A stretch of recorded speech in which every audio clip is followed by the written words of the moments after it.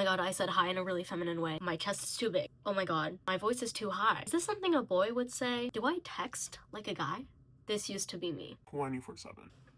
Hello guys, today's video is going to be about transgenderism. If you're new here, my name is Rowan. I am a trans man, use he, him pronouns, and I am 18 years old, not on testosterone. Today, I'm making a video for the young trans boys who are depressed, insecure, feeling dysphoric 24/7. I'm gonna focus on identity, feeling comfortable with yourself, the fluidity of gender, love gender. How did I go from this to this? Being miserable, caring about what people thought, trying to pass 24/7 to not giving a singular gaffe.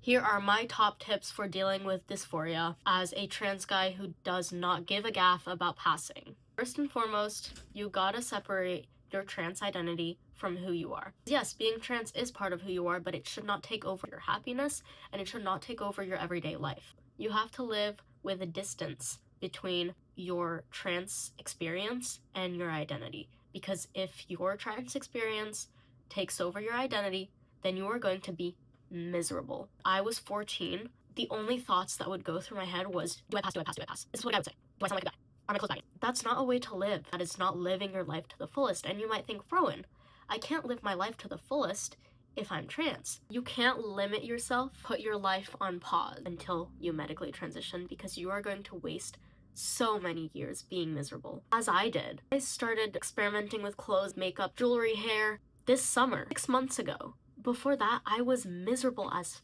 because my life revolved around passing and what people thought of me. I know I'm a guy. If people don't see me as a guy, I don't care because I am confident, I look hot as fuck, like what I'm wearing. This video will not suit everyone. Being trans is not a one-size-fits-all experience. When passing starts influencing your feelings, when it's bringing you more dysphoria, that's when you gotta change something. When I was trying to pass and I didn't pass, oh, it's my fault. What am I doing wrong? I must be doing something wrong. When I'm feminine presenting, not only am I confident, I look my age, I'm not putting in any effort to pass. So if people see me as a girl, I don't mind. People I love know I'm a guy. I know I'm a guy. My family knows I'm a guy. Experiment with your style. It is the best thing you could ever do. I pinky promise. So how do you detach yourself from the dysphoria you've been living with for basically your whole life? It might feel like part of your identity. It might feel like part of who you are, but it's not. It's just feelings that need to go away. When you're dealing with mental illness, depression, anorexia, feel like it's part of your personality and you're like, who am I without my depression? Who am I without my anorexia? Dysphoria goes the same way.